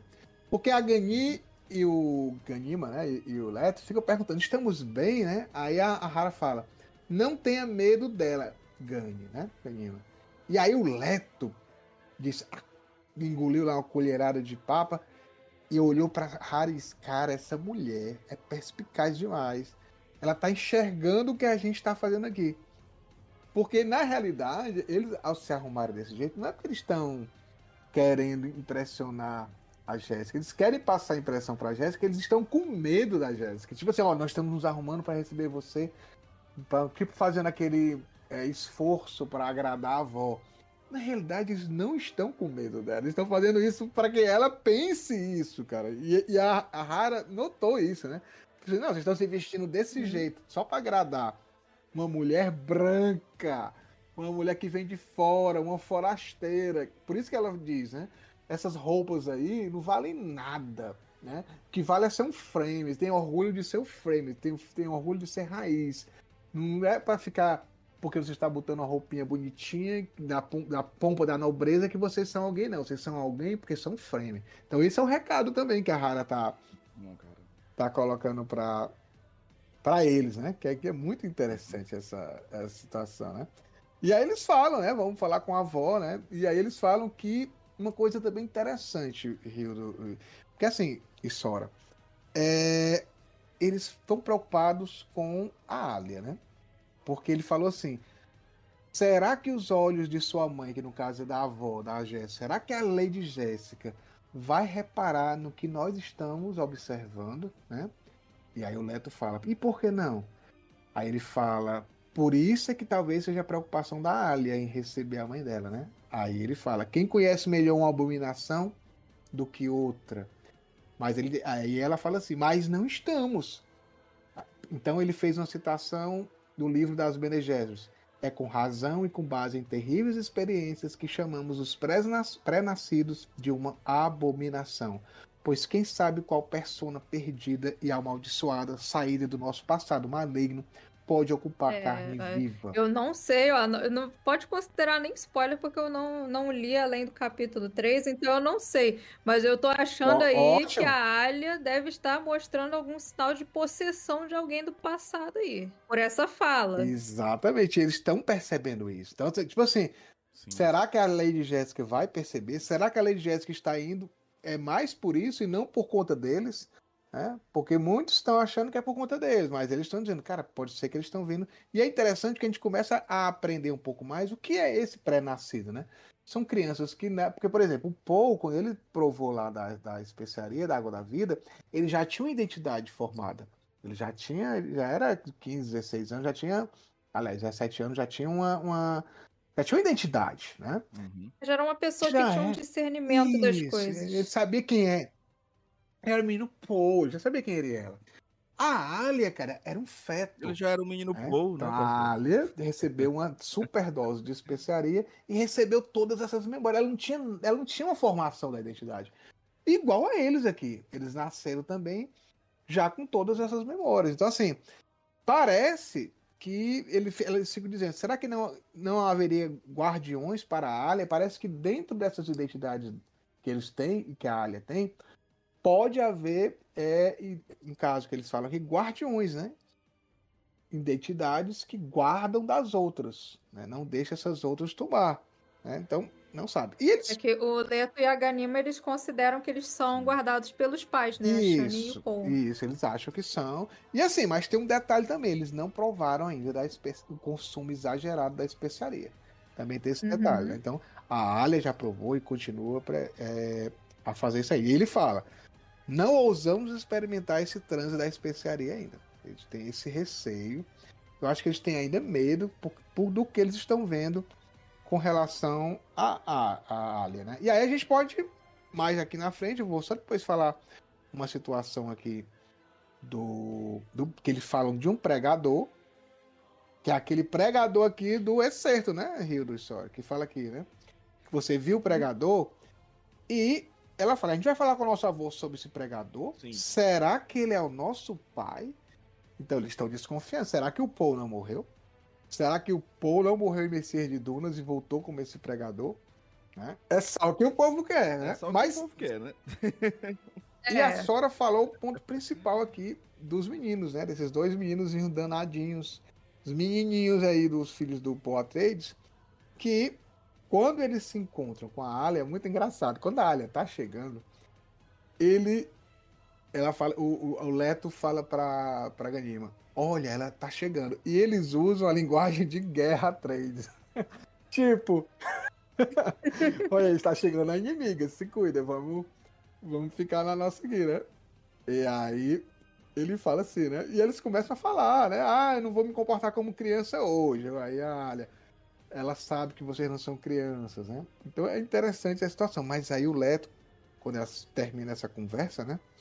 Eles falam assim: Leto balança sua cabeça, pensando em silêncio. Por que a Alia não enxerga aquilo de que suspeitamos? Será que ela está de forma irremediável perdida? E ele prestou uma atenção especial aos sutis marcadores genéticos no rosto de Alia, que traiu, olha isso, olha, a presença do avô paterno dela, o Barão Vladimir Harkonnen. Caracas! É. Eles desconfiam que uma das personas que é o Barão Vladimir Harkonnen, está possuindo a Alia. E eles não sabem se isso é de algo que a Alia deixou, é algo que a Alia está sendo vítima, né? E ele fala, é meu ancestral também. Então, tipo assim, caraca, será que ele vai também me dominar, vai chegar perto de mim assim? Então a gente tem E o várias... bom é esse momento de cumplicidade dos gêmeos, né? É. Porque existe toda essa problemática. Gente, se houver mesmo uma dominação, né? Logo de quem, né? Do Barão Harkonnen. Eles guardam pra eles estão discutindo entre eles e foda-se, né? Exatamente. Exatamente. Uma coisa extremamente crítica, né? E eles estão ali. Não é? Aí já pensou assim, ei, mano, já pensou, hein? Se é o nosso bisavô? Que merda. Exatamente. Então ele sabe que ali, se tiver, vai ser uma situação complicada, porque Mas Exato. é um pouco, o cara... O Deus é um Atreides. pouco também, né? Eu pelo menos acredito assim que eles são tão fechados assim nisso, pelo fato deles serem considerados essas abominações. Então, acho que certas coisas que eles tentarem falar para as outras pessoas vão ser consideradas meio que loucura ou besteira. A gente até vê, né, como tratavam a Alia lá no primeiro livro. Cara, é horrível. Né? Mas é engraçado, né, Sora, que, por exemplo, eles terem esse entendimento de como a Alia era tratada, principalmente no primeiro livro, né? No segundo a gente vê também, mas bem menos, mas ainda vê o... Existe um distanciamento, né? Não é entre eles e a Alia, a gente fica que não tem essa proximidade e seria a pessoa perfeita para eles terem essa proximidade. E não há, né? Não, parece que eles criaram esse clube interno deles, né? E ninguém mais entra. Sendo que eles conseguem identificar várias coisas que são importantes até pro desenvolvimento dessa história. E a Alia, Exatamente. eu sinto que ela tá sozinha. Ela tá Isso, sozinha ali, tá porque sozinha, nem os isso. gêmeos se aproximam dela, e ela, por ter essa característica da abominação, as outras pessoas também não se aproximam dela tanto assim. Parece que tem um certo medo do que ela pode fazer ou se tornar, né? Cara, eu me lembro que a gente fez lá o capítulo de Duna, que a Alia chega chorando. Porque ela disse que ela não é aceita. Ela preferia ter... que ela não queria isso pra vida dela, né? Uma criança, bebezinha. Tanto que aí que Rara abraça ela, diz, não, quem disse isso? Eu amo você, né? Então, eu uma pessoa que sempre... E assim, vamos ser bem sinceros, a Lady Jéssica é parida, a gente fala aqui, é apaixonada pelo Paul. A Alia nunca foi a preferida. E a Alia é assim mais angustiante ver, porque como a Alia pegou todas as memórias de Jéssica, até o momento da Água da Vida, ela tem todas as lembranças de Jéssica. Então a Alia é mãe do Paul também. Então a Alia ama demais o Paul. A gente vê isso em Messias de Duna. Ninguém ama a Alia. Exato. É tanto que a gente vê no Messias de Duna essa relação muito forte, né? De Alia para com Paul e de Paul para com Alia, né? Sim. E com o vamos falar desaparecimento, né, para ficar mais com a morte de Paul, ela perdeu o irmão, ela Sim. perdeu o seu mestre, ela perdeu o seu filho, ela perde muito, né, e por isso que eu acho foi bem diferente para mim, porque os gêmeos, eles teriam tudo para ter uma conexão poderosíssima com a Alia, e eles não têm. Eles são completamente afastados dela, né? Exatamente. Então, assim, a Alia, a única coisa que ela teve, assim, foi no final de Messias, que ela se apaixonou pelo Duncan, o Duncan se apaixonou por ela, então ela teve aquela questão amorosa. Então a gente finaliza eles dois lá, né? Um apaixonado pelo outro, talvez fosse uma forma de auxiliá-la nessa nova... Porque, assim, lembre-se que a Alia, ela, em Messias de Duna, Hildo, ela quase morreu de uma overdose de especiaria que ela não consegue ter presciência mais. E os gêmeos aqui, eles dizem isso, né? Que ela consome quantidades absurdas para ver se... E ela quer ver o futuro porque ela tá muito insegura. Então, ao mesmo tempo que a Alia é essa pessoa que tem todas as memórias, mas ela herdou a responsabilidade dos dois filhos do Paul, perdeu o irmão, o filho dela, né? De forma... Tá com a responsabilidade de todo o império nas costas dela. Sempre foi considerada uma pessoa estranha, uma abominação, algo que você adora, vê de longe, tem medo. As pessoas têm medo dela, né? Não é só... Uhum. Então O respeito é pessoa todo que- baseado no medo. Isso, cara. Então, E a pessoa que era pra ter, no caso, se tornar também o braço direito dela, como foi para Paul, a gente vê no primeiro capítulo que ele se tornou uma figura vacilante, né? Que ele... Será que eu tô no lugar certo? Será que isso é o certo a fazer? Ou seja, provavelmente ele também é distanciado de área, né? gente, Que é a mãe dela, cara, a mãe dela se abandonou ela lá sozinha, foi pra Caladan. Nem falamos disso. Cara, a Jéssica ficou lá. Não vem, não fala com ela. Porque assim, não é no mundo do universo de Duna, não A tem. gente já esperava esse Jéssica. Não tem não tem engraçado que ela fala exatamente disso, né? Porque um dos gêmeos, a Ganima, fala: Nossa avó foi uma mulher de simplicidade maior do que as outras de sua espécie. Aí a Alia: Simplicidade? Se minha mãe fosse menos complexa, nenhum de vocês estaria aqui agora e nem eu. Não tem como a Jéssica ser uma pessoa complexa. Simples, né? Ela é uma pessoa complexa. Simples, né? Não tem como. E gente, olha que coisa louca. Aí a Sora cantou direitinho que família é essa, né? Essa família é muito unida. Porque no primeiro episódio, um dos babás dos gêmeos estava com a faca para matar. E agora, no segundo episódio, a Alia disse assim: Não, eu tenho que entupir esses meninos de especiaria para ver se eles conseguem ter alguma. Um querendo dar drogas e outro querendo matar. Eles estão bem acompanhados aí com relação a ela, porque ela quer que o Leto consuma especiaria, talvez para ver se ele tem a presciência e ela use essa presciência dele para poder manter esse poder, né? E aí eles falam da avó que tá vindo, não sabe como é que vai ser, né? Nada. Então, é muito interessante essa situação. E aí uma coisa que ela fala muito interessante, que a gente entende aqui um pouco mais o que são esses pré-nascidos, que ele fala assim, muitas vezes, né, o Leto fala para Alia: Você nos disse que as lembranças que guardamos daqueles que passaram antes de nós, que são essas vidas passadas, né, não tem utilidade certa antes de termos vivenciado o suficiente com nossa própria carne para que elas ganhem realidade. Então, aqui é uma outra coisa interessante. A Alia já é mais velha. A Alia já tá com 20 e poucos anos. Então, ela quando era criança, talvez ela não tinha todo esse ataque desses eus, dessas identidades dentro dela.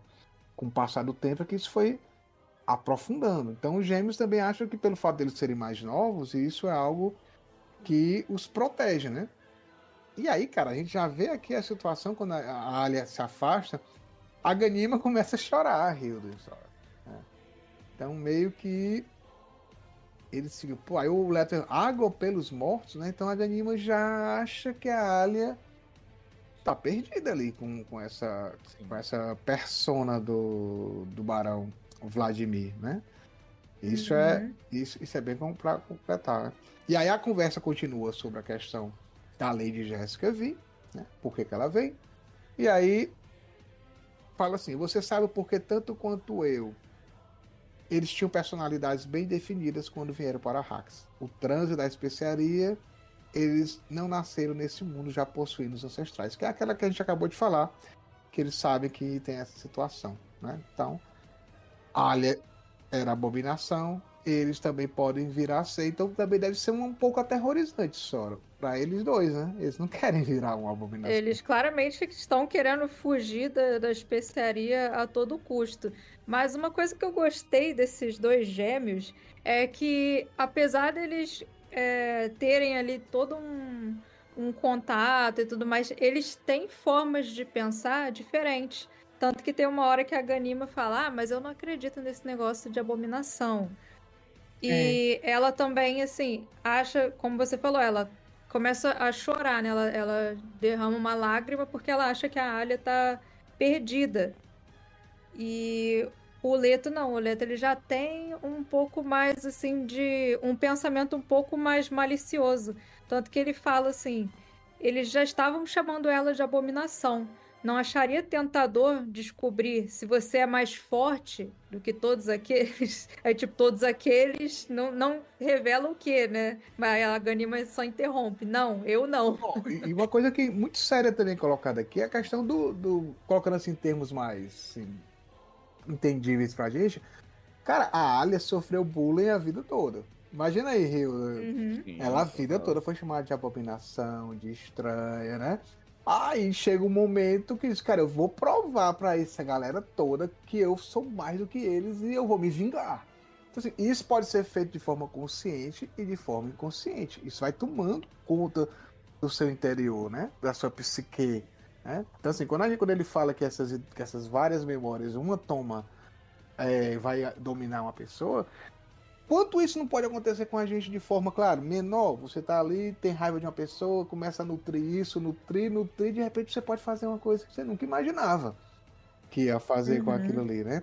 Então acho que. E aí é interessante a Ganima e o Leto estarem conversando sobre isso, porque eles falam assim: eles notam que a Alia quer que eles tomem essa dose grande de especiaria, eles querem adiar isso. E aí a Ganima fala, tem pena dela. O fascínio disso, né? O fascínio de ir atrás disso deve ter sido muito sutil e insidioso. Né? Então, assim, não foi uma coisa que ela disse, eu vou querer seu poder. Não. E aí o Leto fala, ela é uma vítima. Sim, abominação. É interessante. E aí a frase final desse capítulo que é incrível, né? Porque ela fala assim, temos que criar uma oportunidade de falar sobre isso com nossa avó. Eles querem falar sobre isso, né? E aí, Ganima olha pro irmão e fala: conhecimento demais nunca facilita decisões simples. E aí a gente finaliza o capítulo 2.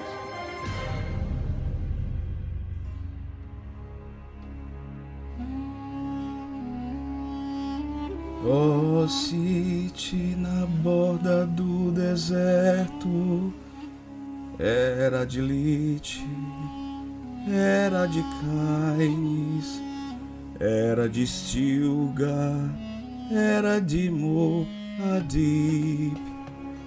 Mais uma vez de Stilgar, e os Naibens dormem a na areia. Mas o City resiste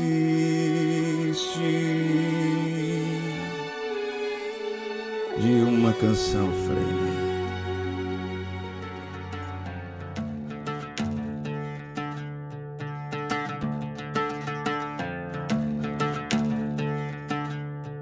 Grande Rio, grande Sora, vamos aqui para o capítulo 3, o último capítulo de hoje, aqui no nosso episódio do DunaCast, que começa com uma canção Fremen. Aí eu deixarei o Hildo, com certeza cantou de forma muito bonita na abertura. Criei uma melodia aqui. City na borda do deserto, era de Liet, era de Caines, era de Stilgar, era de Muad'Dib e mais uma vez de Stilgar.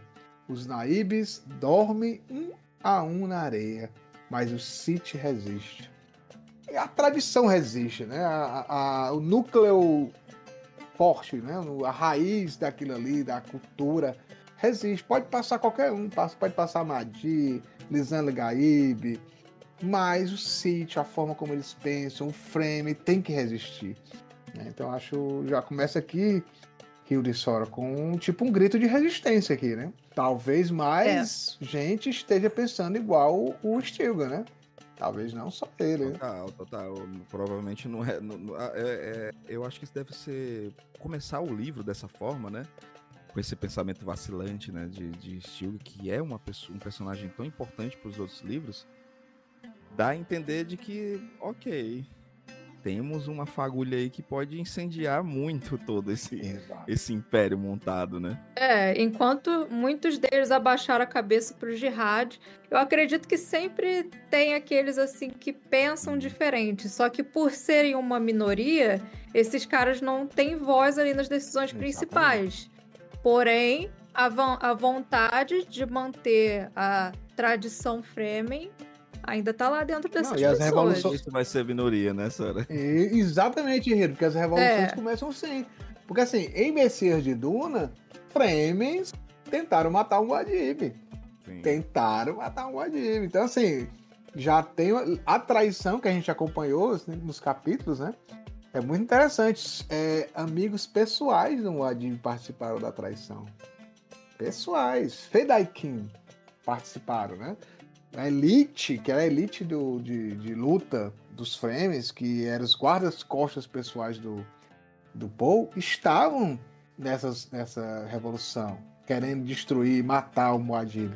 Então, isso deve estar ainda de uma forma assim, incubada, ou a galera já está se articulando para outra coisa. A gente não sabe direitinho o que eles estão fazendo. Mas esse capítulo aqui já é totalmente na Alia. Né? Como é que a Alia se sente com a vinda da mãe? E aí, Sora e Hildon, não é fácil para nenhum casal ou para qualquer filho, quando você está na sua casinha, quando você recebe a seguinte mensagem: papai e mamãe virão aqui para casa ficar alguns dias. Por mais que você ame, mas meu Deus, o que eu vou ter que fazer de diferente? Toda aquela movimentação da rotina, né? Lavar os pratos mais, não deixar nada, senão ela vai me criticar, senão vai não sei o quê. Então, quem somos nós para julgar a Alia com receio e com medo logo de quem? De Lady Jéssica? Que a gente já fica assim com pais normais. Aí você imagina a Lady Jéssica. Uma Jéssica, né? Então, a Lady Jéssica toda hora dando... Lembra em livro Duna, o Rei de Sora, quando o Paul conseguiu se salvar, ela falava: você fez errado, você vai ter que treinar mais, você perdeu o controle, vai ter que treinar isso aqui. Então, a mulher... Eles, até o filme apresenta isso muito bem, né, bicho? Eles morrendo e tal, aí ela, no final ela o tom não estava correto. Eu fico imaginando que a Lady Jéssica seria aquela mãe assim que o Paul se esforça todo para preparar um prato para ela. Ó, passou do ponto isso aqui, tá com muito sal. Mas tá lá comendo. Ela é aquela mãe que chega na casa da filha e passa o dedo assim no móvel pra ver se tem poeira. E acha, por mais que não tenha, ela acha. Tá mal cuidado. Essa decoração é tão estranha. Posso ajudar nisso aqui? Minha filha, faça aquilo ali. Ô, meu filho, então a Alia tá perdoada. Tá perdoada. Mas é interessante que logo no início aqui, a Alia, quando ela sai de perto dos gêmeos, né? Porque no capítulo 2 ela estava conversando com os gêmeos, e ela fala assim: Alia sentiu o coração martelando enquanto se afastava dos gêmeos. Durante alguns segundos, ela sentiu fortemente compelida a ficar com eles e implorar que a ajudassem. Ajudassem em quê, Hildon Sora? Olha aí. Mais coisas aparecendo aqui, né? Muitas surpresas poderão vir aí. O que será que é? Fica lá, ela Sora. claramente tá com alguma dúvida ali na cabeça dela que tá martelando, exatamente, né? Então ela tá meio assim, cara, será que tá uma coisa errada comigo mesmo? Tá... Porque assim, já era errada, mas será que o negócio tá ficando mais estranho, né? Porque ela fala, por que eu não consigo enxergar o futuro? Ela se perguntava. Por mais que eu tente, por que isso se esquiva de mim? Aí a gente vai lembrar isso em Messias, né? Que ela quase morreu de uma overdose de melange, de especiaria. Né? E aí agora ela tá na situação. Então, ela fala, ela recebe todo esse gigante, esse aparato imperial, e aí ela tá usando a especiaria para tentar ver o futuro e também vai ficar alumbrada um pouco, né? Porque esse cara não aguenta, não, vou ter que puxar um fumozinho aqui pra ver se relaxa. Porque não tem como... E tem outra questão também, que ela acha que pedir ajuda aos gêmeos seria uma fraqueza. Que é uma fraqueza. Ela realmente está tentando se provar ali capaz de resolver a situação sozinha. Isso é tão complicado, né? E é tão estranho, né, Pascoal? E é tão estranho, assim, ver... Eu acho que o livro, ele começa muito com essa corrupção desses personagens que pra gente já estavam estabelecidos, né? Você enxerga a Alia muito fragilizada, né? Por conta da situação que ela tá. É diferente, é estranho. Então é um livro que ele já começa nos seus 3 primeiros capítulos mostrando que, gente, as coisas mudaram muito, sabe? E não sei se pro bem, cara, né? e tem uma parte aqui, gente, que a gente começa a ler os capítulos, esses 3 capítulos são interligados completamente. Porque assim, ela fala assim, sem uma visão do futuro eu poderei fracassar. Então o medo dela é de fracassar. Acho que ela tem toda uma responsabilidade que o Paul deixou pra ela e ela não quer decepcionar, né? E aí ela fala, que magia eu poderei realizar para poder ver como o Paul via, né? Mas ela não consegue. E aí, gente, quando ela fala isso, ela diz o seguinte, ó. Uma fome torturante atravessou-a de cima a baixo e ela desejou ser capaz de deixar o poder de lado. Gente, eu não sei se vocês se lembram em Duna. Toda vida que o Barão Vladimir Harkonnen ficava ansioso, nervoso, ele ficava com fome. Começa a ter esses easter eggs, né? Começa a ter os easter eggs aqui. E uma outra situação. A Alia aqui, Hilda e Sora, é muito parecido com a situação do Stilgar, porque ela fala assim, como seria bom ser como os outros, cegos em meio à mais segura de todas as cegueiras, vivendo apenas a vida, a meia vida hipnótica, na qual a maioria dos humanos era lançada pelo choque do nascimento. Mas não, ela nasceu uma Atreides, vítima de uma percepção consciente. Ela também não estava, tipo assim, cara, se fosse possível deixar isso, mas ela não consegue, né? Você vê que ela não consegue, ela tá possuída pela ânsia de poder. Isso é uma característica muito forte no Barão, né? Muito forte. Muito forte. E aqui a gente descobre uma coisa, Hildo. A patroa tá com chamego com o Gurney Halleck. A patroa levou o Gurney Halleck, também não ficou em Arrax, foi pra Caladan e numa dessas tomar banho na praia à noite com a Lady Jéssica, tá tocando a musiquinha, fazendo luar. Termina o primeiro livro. Isso, antes de terminar o primeiro livro, eu vou matar essa mulher, Essa mulher vai me matar. Pelo menos até agora é fofoca, né? Ninguém sabe se mas parece que sim. Olha, Hilda e Sora, um homem com violão destrói corações, gente. Pode ser o mais feio. Não sei, cara. Aquele balicete do Gunner, chato pra caralho.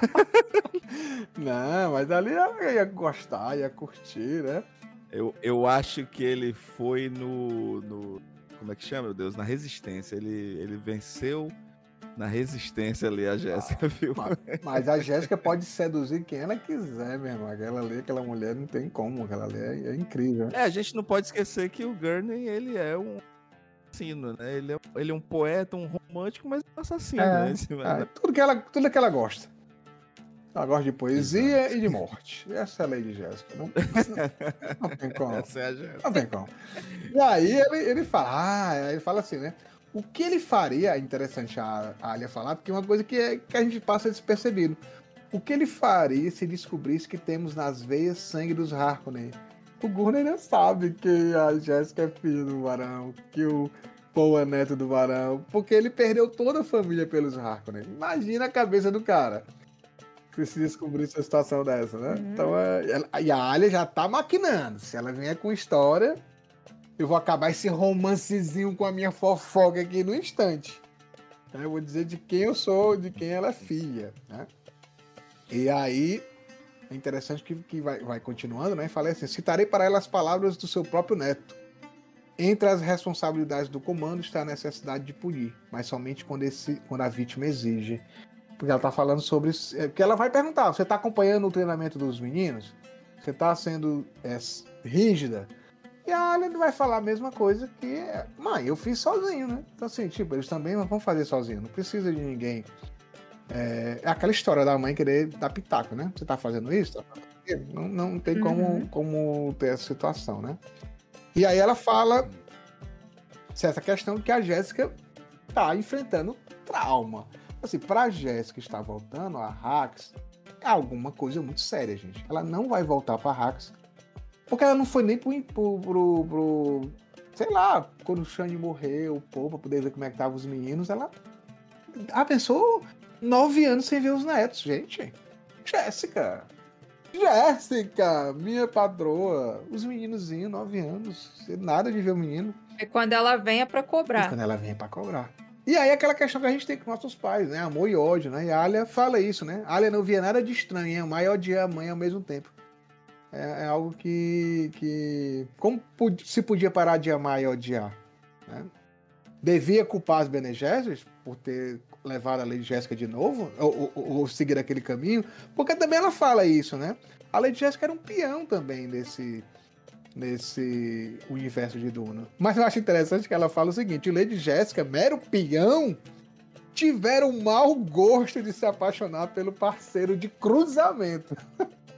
Olha, bem... tipo, cara, que ser inferior se apaixonou por um homem.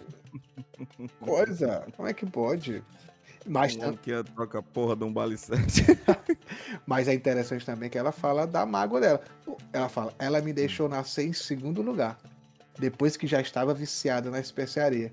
E agora, elas não me querem. Agora elas têm medo de mim. Cara, é muita rejeição aqui, Sora.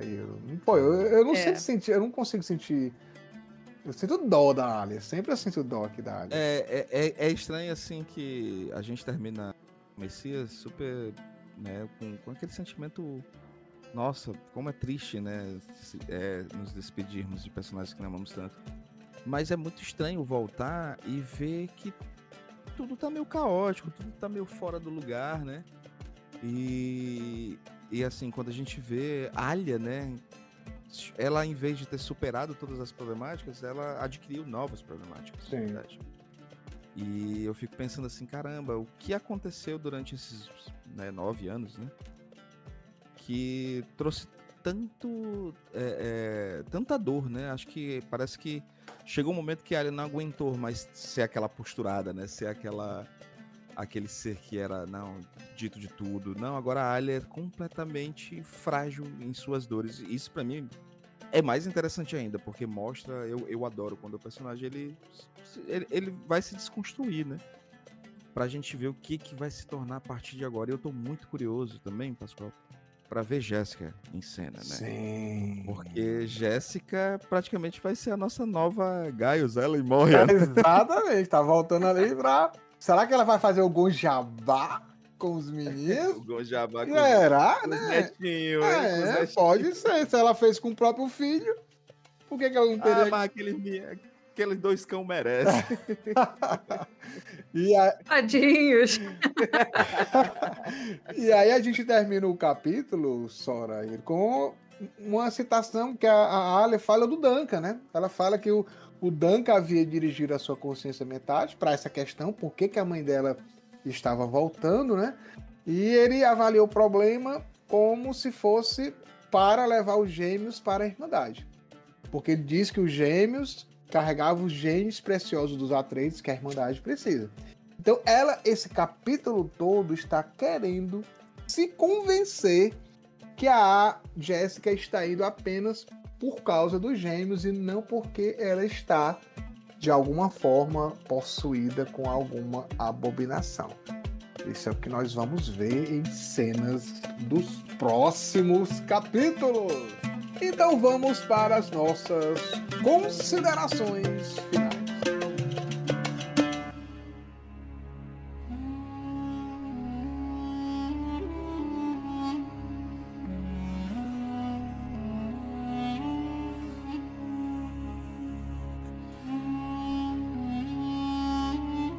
Grande Rio do Grande Sora.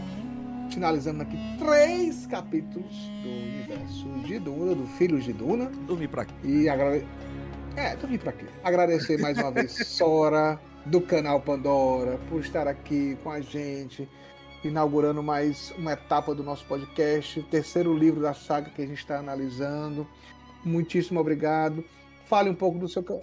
Eu que agradeço imensamente. Fale um pouco do seu canal e as considerações finais do que você achou, porque eu acho que é a primeira vez que você está lendo, né? Esses 3 primeiros capítulos de Filhos de Duna. Mas bem legal, viu? Acompanhar junto com a Sora, assim, ela... né? Eu curto isso. Eu tenho um canal no YouTube chamado Central Pandora, um canal especializado em ficção científica de todo tipo. A gente fala de livros, filmes, séries, jogos... Maior canal de ficção científica do Brasil. Tudo que tem de ficção científica a gente comenta lá. Sempre tento trazer umas análises assim, fora da caixa, né? Não fica naquela coisa assim de só tentar falar, isso é bom, isso é ruim. A gente vai atrás de história, de referências do autor, e tem toda a questão da interpretação também, né? Então, assim, se você gosta de análises mais profundas e também da história da ficção científica, confiram lá nosso trabalho no YouTube e nós também estamos no Instagram. Atualmente estamos só nessas duas. A gente tinha o Twitter, mas aí o negócio virou Chernobyl. Não, eu parei. Virou, Sora? Virou? Ficou foi pior. ali. É porque eu sou do tempo que o Twitter era, assim, uma rede social vazia. Eu sou do Twitter desde antes das eleições de 2018, mais ou menos, sabe? Praticamente o Twitter começou a existir, eu criei uma conta. Então eu conheci um Twitter muito diferente. Eu acho ali, sempre achei isso era um lugar, um ambiente horrível. Eu ali, acho que 2017, eu acho, ou 2018, eu fiz uma conta, não, até antes, bem antes, na verdade. Eu fiz uma conta, eu só botei um trecho de um filme. É hoje. E começaram a dar hate no trecho do filme. Ah, isso é horrível. Aí eu disse, caralho, gente, qual o problema de vocês? Eu disse, não quero mais não. Piorou muito, piorou demais, assim, nos últimos anos o negócio foi Já era só ruim, né? indo pro fundo do poço. É porque, assim, por comentários agressivos, eu até tô acostumado, porque o YouTube, né, eu vejo os comentários lá no YouTube, e lá também o povo não costuma ser muito, assim, economizar nas palavras, não. E, Sora, qual foi a sua impressão desses 3 primeiros capítulos iniciais de Filhos de Duna? Então, eu gostei pra caramba. Eu acho que ele manteve um pouco da melancolia do final do Messias, mas ao mesmo tempo ele tá escalando ali já as questões mais políticas e de conflitos internos dos personagens, que é uma coisa que remete mais ao primeiro livro. Eu acho que realmente o Frank Herbert aqui, ele quis se aproximar mais, como você falou lá no início, do Duna, isso é bem perceptível. E uma coisa que eu achei muito legal, que o primeiro capítulo desse livro é da perspectiva do Stilgar. Depois do final de Messias de Duna, você começa a ler esse livro, você já tá pensando, gêmeos, eu estou ávido para conhecer os gêmeos e descobrir o que aconteceu com eles. Mas não, ele dá um suspense ali e só introduz os gêmeos acordados, digamos assim, a partir do segundo capítulo. Quase morreram no primeiro. A construção do suspense nesses 3 primeiros capítulos tá fantástica e eu tô, assim, curiosíssima pra saber como vai ser quando a Lady Jéssica chegar lá em Arrakis. Ei, Pascoal, o Chico é só aquele áudiozinho, né? Se a gente pudesse, né? Grande. Mais uma vez agradecendo Sora. Incrível a participação dela mais uma vez. E vamos aqui às considerações finais. E claro, o momento jabá. Alguém quiser fazer um podcast, Hildon, como é que faz? Rapaz, se você quiser fazer um podcast sensacional, sem músicas de copyright, nunca mais eu uso. Entre em contato comigo, pode ser no meu perfil pessoal, no Hildon Oliver, @ Hildon Oliver Arte, ou também no Radiola Mecânica, @ Radiola Mecânica, que a gente vai tentar identificar um projeto bacaninha para você, para que você tenha o seu podcast, né? E também trabalho com algumas edições de vídeo também. Se vocês quiserem dar uma olhadinha lá no meu canal sobre o universo de quadrinhos com meus amigos Douglas e Zé Maria, né? Que é o Chiclete com Lombada. A gente voltou agora com tudo. E tenho muito orgulho também de editar os vídeos, então tá bem bacana, a galera elogia bastante as edições.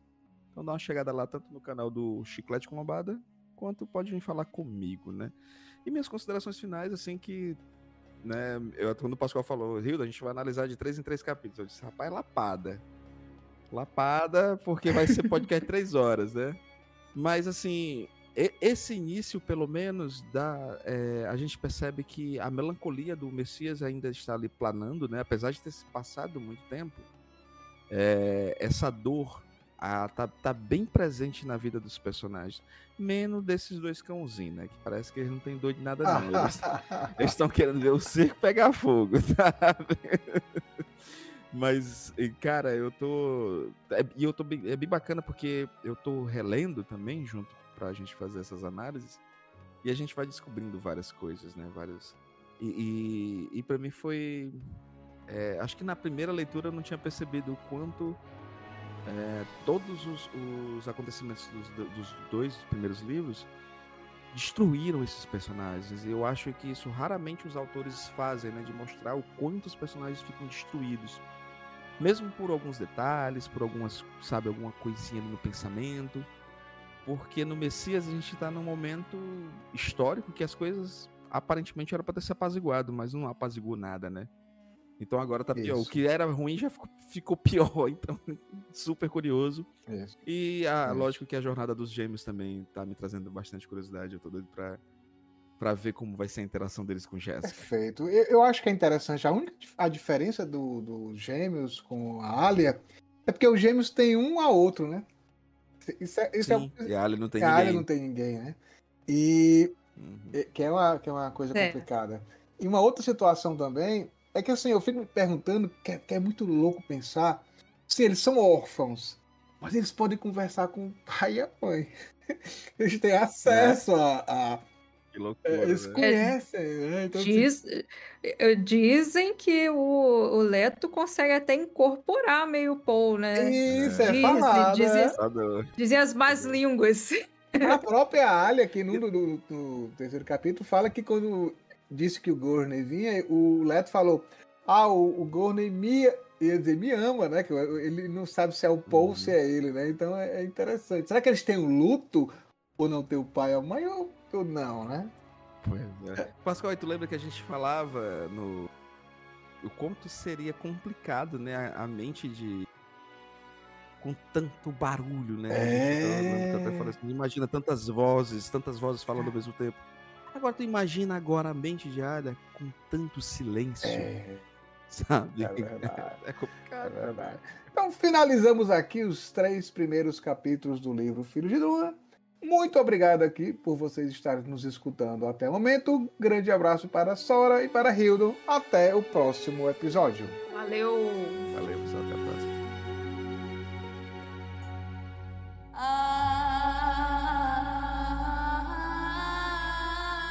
Não devo temer. O medo é o assassino da mente. O medo é a pequena morte que traz a obliteração.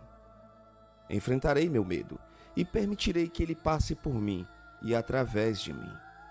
E quando ele estiver passado, voltarei o olho interior para ver seu caminho. Onde o medo foi, não haverá mais nada. Só eu permanecerei.